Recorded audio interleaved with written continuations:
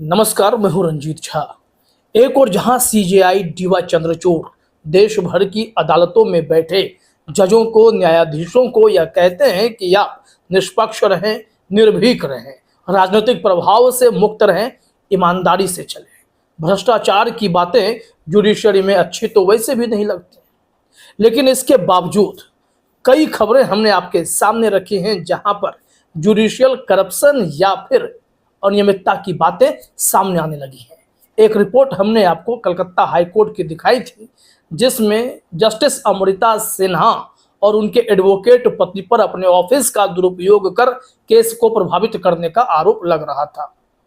लेकिन वो रिपोर्ट तो आप देखे हैं, इसके बावजूद देश के अलग अलग कोर्ट में जजों और वकीलों की भिड़ंत चल रही है।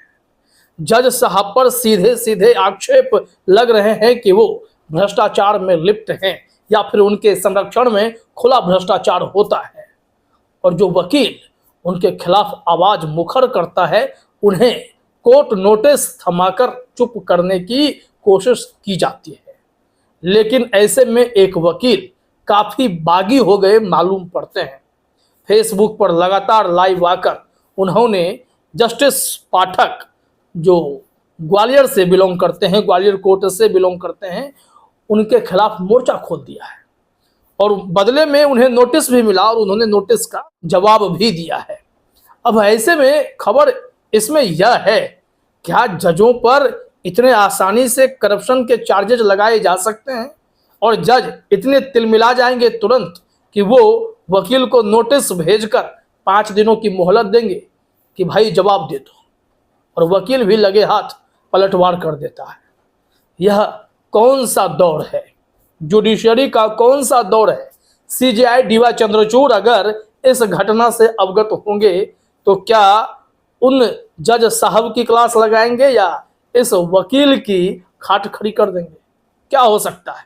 वो तो कहते हैं कि जो बार है और जो बेंच है, ये दोनों मिलते हैं तभी जुडिशरी ढंग से काम करती है। अगर दोनों के बीच ट्यूनिंग सही नहीं है तो फिर बवाल का मचना तो तय होता है। अब जरा नई दुनिया की रिपोर्ट को देखिए।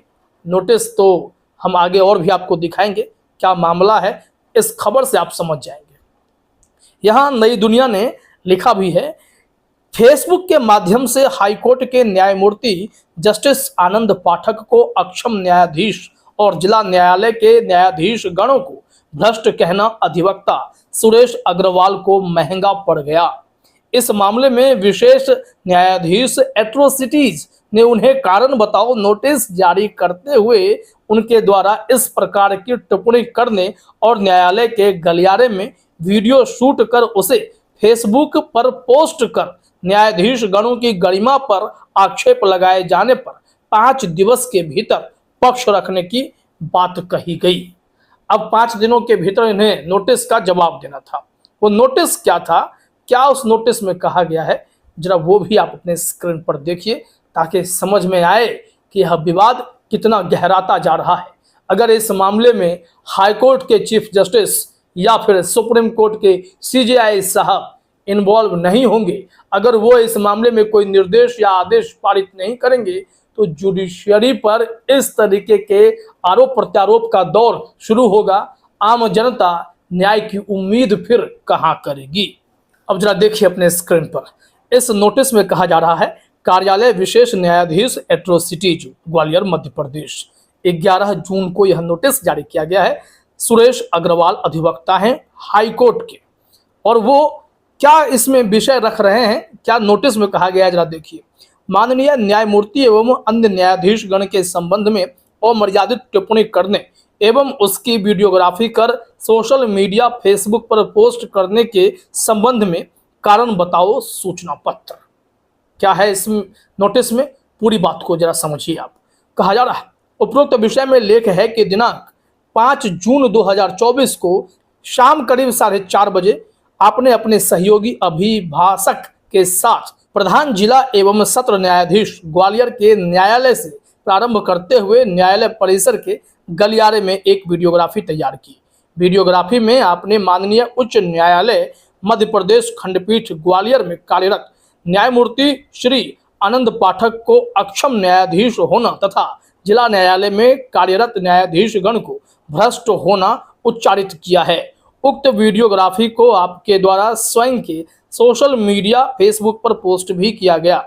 आपने लोक स्थान पर अभिभाषकीय आचरण के प्रतिकूल जाकर न्यायाधीशगण की गरिमा पर आक्षेप लगाया है, जो कि दांडिक अवमानना की श्रेणी में आता है। अतः आप नोटिस प्राप्ति से 5 कार्य दिवस में कारण स्पष्ट करें कि क्यों न आपके द्वारा अनाधिकृत तरीके से वीडियोग्राफी तैयार करने, अभिभाषकीय मर्यादा एवं आचरणों के प्रतिकूल जाकर माननीय न्यायमूर्ति को अक्षम न्यायाधिपति होना और अन्य न्यायाधीशगण को भ्रष्ट होना बताने के लिए दांडिक अवमानना की कार्यवाही प्रारंभ की जाए। नियत अवधि में कारण बताओ नोटिस का जवाब प्रस्तुत न करने की दशा में यह माना जाएगा कि आपके द्वारा किया गया कृत्य स्वीकार है और तदनुसार विधिक एवं उचित कार्यवाही की जाएगी। और ये फिर विशेष न्यायाधीश एट्रोसिटीज के तरफ से प्रमोद कुमार की तरफ से यह नोटिस अधिवक्ता सुरेश अग्रवाल को जारी कर दिया गया। अब ऐसा लगा कि वो घबराकर बैकफुट पर आएंगे, लेकिन उन्होंने फिर से जवाब दे दिया और जवाब कहा कि मुझे 5 दिनों की कोई ज़रूरत नहीं है, मैं तो अभी आज के आज जवाब दे रहा हूं और मुझे कार्रवाई भी आज ही चाहिए। कर लीजिए आपको जो कार्रवाई करनी है। उन्होंने तो नोटिस मिलते ही एक मैसेज भी फेसबुक पर डाल दिया। उन्होंने लिखा, हो गई शुरुआत सत्य को दबाने की, स्वागत करता हूं नोटिस भेजने वाले का, अब खोलेंगे प्याज के छिछले, संभालो अपने आप को भ्रष्टाचार में लिप्त लोगों। अब जजों के खिलाफ अगर कोई वकील मुहिम छेड़ दे रहा है तो फिर इस मामले में सुनवाई कहां होगी? कौन इस मामले में निष्पक्ष जांच कर पाएगा? यह एक बड़ा सवाल उसी वक्त खड़ा हो जाता है और उन्होंने इसी को ढाल बनाकर एक ठोस जवाब भी भेज दिया है। आइए जरा उस जवाब को देखते हैं कि उन्होंने नोटिस का जवाब किस अंदाज में और किस तेवर में दिया है। अधिवक्ता सुरेश अग्रवाल नोटिस के जवाब में लिखते हैं, श्रीमान माननीय न्यायालय विशेष न्यायाधीश एट्रोसिटीज ग्वालियर मध्य प्रदेश, विषय माननीय न्यायमूर्ति एवं अन्य न्यायाधीशगण के संबंध में अमर्यादित टिप्पणी करने एवं उसकी वीडियोग्राफी कर सोशल मीडिया फेसबुक पर पोस्ट करने के संबंध में कारण बताओ सूचना पत्र का जवाब अधिवक्ता सुरेश अग्रवाल की ओर से। माननीय महोदय, आपके द्वारा आज दिनांक 12 जून को दिनांक 11/6/2024 की तारीख अंकित करते हुए सूचना पत्र भेजा गया। मेरे द्वारा समक्ष में आकर आपसे निवेदन किया गया कि मुझे 5 दिवस की आवश्यकता नहीं है, आप आज कार्यवाही करें, परंतु आपने कार्यवाही करने से इनकार कर दिया एवं कहा कि लिखित में ही दे दो, इसलिए लिखित में दे रहा हूं। प्रथमतः तो आप न्यायमूर्ति श्री आनंद पाठक एवं न्यायाधीश श्री पीसी गुप्ता के अधीनस्थ अधिकारी हैं। आप उनके विरुद्ध उठाए गए आरोपों का निराकरण किस अधिकार से कर सकेंगे? आप अपने वरिष्ठ अधिकारियों के विरुद्ध मुझे न्याय किस प्रकार से प्रदान कर सकेंगे? आपने एक अधिवक्ता को सूचना पत्र जारी किस नियम व अधिकार से जारी किया है? यह भी सूचना पत्र में वर्णित नहीं किया गया है।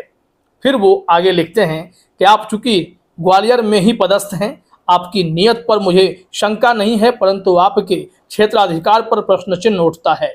साथ ही अपने ही वरिष्ठ अधिकारियों के विरुद्ध उठाई गई सत्य की आवाज को आप क्यों दबाना चाहते हो, विचारणीय प्रश्न है। अतः फिर उन्होंने गुजारिश की है, निवेदन की है, अतः आपसे निवेदन है कि सक्षम न्यायालय के सक्षम अर्थात मुख्य न्यायाधिपति के समक्ष प्रकरण को भेजने की कृपा करें, जिससे कि दूध का दूध एवं पानी का पानी हो सके और कौन गलत है कौन सही सत्यता जनता के सामने आ सके। मुझे आपकी विद्वता पर पूर्ण विश्वास है। आपके द्वारा यदि निर्णय आज ही लिया जाएगा तो उचित होगा, अन्यथा मुझे लगेगा कि आपके ऊपर अधिकारियों के द्वारा निर्णय लिया गया है। आप बायस्ड होकर कोई निर्णय ना लें। सुरेश अग्रवाल एडवोकेट। और उन्होंने अपना फ़ोन नंबर भी इसमें डाल दिया कि अब विवाद जब आगे बढ़े तो हम इस मामले में बहस कर सकें। अब वो जिस तरीके से जुडिशरी की पोल खोल करने के लिए खुद को आगे ले आए हैं, अब इसमें वो कितने सही हैं और या फिर वो कितने गलत हैं, या जुडिशरी में बैठे जज जिन पर इन्होंने आरोप लगाए हैं वो गलत हैं, यह तय करना भी अब अदालत का ही काम होगा। लेकिन इसके लिए निष्पक्ष जांच हो, इसकी मांग वो करते नजर आए हैं। इस संबंध में नई दुनिया ने भी अपने रिपोर्ट में लिखा भी है कि उस नोटिस में जब उनसे जवाब मांगने की कोशिश की गई, हमने तो नोटिस का जवाब आपको सामने सामने रखकर बता दिया है। नई दुनिया ने भी लिखा है कि अधिवक्ता सुरेश अग्रवाल ने अपना पक्ष रखते हुए तर्क दिया कि उन्हें जवाब देने के लिए 5 दिन का समय नहीं चाहिए, वह आज ही जवाब दे रहे हैं, जिस पर उसी दिन कार्यवाही की जाए। सुरेश अग्रवाल ने जवाब में कहा कि नोटिस भेजने वाले न्यायाधीश स्वयं जस्टिस आनंद पाठक और न्यायाधीश पीसी गुप्ता के अधीनस्थ न्यायाधीश हैं। ऐसे में उनके खिलाफ लगाए गए आरोपों का निराकरण किस आधार से करेंगे, साथ ही वरिष्ठ अधिकारियों के विरुद्ध अधिवक्ता सुरेश अग्रवाल को किस प्रकार न्याय प्रदान कर सकेंगे। इसके अलावा जवाब में भी अधिवक्ता सुरेश ने सवाल किया कि उनके खिलाफ सूचना पत्र भी किस नियम व अधिकार के अंतर्गत जारी किया गया है। अपने इन्हीं जवाबों के साथ अधिवक्ता ने यह मामला मुख्य न्यायाधिपति के समक्ष प्रकरण भेजे जाने की बात कही है।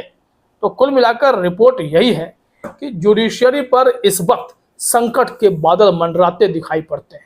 कई बड़े वकीलों ने जुडिशियल सिस्टम पर सवाल खड़े करने शुरू कर दिए हैं। फैसले तो होते हैं, उसमें न्याय नहीं होते, इस बात की चर्चा खुद राष्ट्रपति द्रौपदी मुर्मू कर चुकी हैं।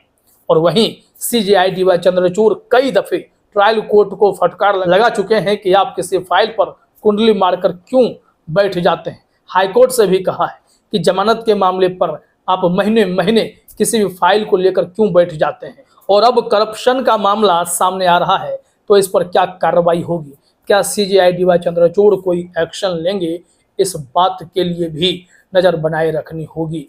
फिलहाल इस वीडियो में इतना ही। आप सभी का हमसे जुड़ने के लिए बहुत बहुत धन्यवाद।